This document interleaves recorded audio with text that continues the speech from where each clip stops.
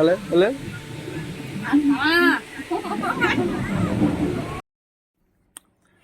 বন্ধুরা, আমি এখন কোথায়?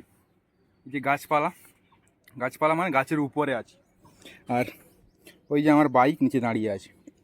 রাস্তায় যেতে যেতে দেখলাম একটা জামকুলের গাছ। জামকুলের গাছ তো অনেক দেখেছি, অনেক স্বাভাবিক জিনিস জামকুলের গাছের ব্যাপারটা।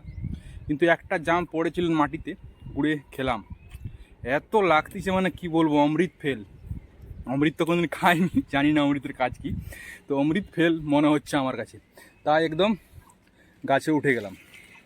যদি গাছে উঠে এসেছি, বাইক এখানে দাঁড়ানো আছে নিচে, আর গাছে উঠে গেছি আর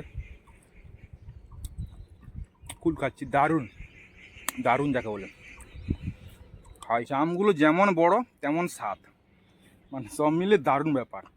এই গাছটা রোজ যাই, অফিস যখন যাই রোজ গাছটা দেখে দেখে যেতাম, কিন্তু এত স্বাদ বলে জানলে আগে থেকে খেতাম। গাছ ফাইনালি গাছে উঠেই গেছি। আর কোন মানসিক বিকৃতিরূপ মানুষ এই গাছটার কুল খেয়েছে আর এই যে ডালটাকে একদম কেটে ভেঙে পেড়ে নিয়েছে।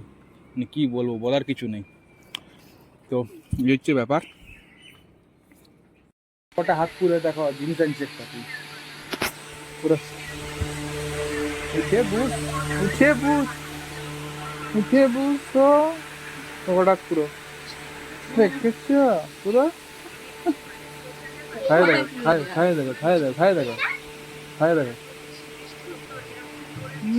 কেমন লাগছে বলো তো? ওটা তাহলে কাঁচাটা পুরো আছে পকেটে, করো।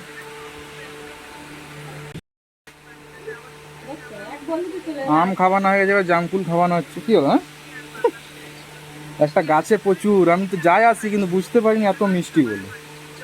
হঠাৎ দেখি আজকে, বাবা কঠিন জিনিস। খা খা খা, বউকে খাবে দেরি, আর থেকে আর ভাগ্যের ব্যাপার কি আছে তোমার? হ্যাঁ, তাহলে কে খাওয়াবে কার বউকে? এত এখন ওই যে টেলমেট খুলিনি, বলতে দিকে আসছি হেলমেট খুলিনি, চশমাটা অবস্থা খুলে দিয়েছি, তাহলে এখন তোমার খাওয়াচ্ছি। তাহলে তাহলে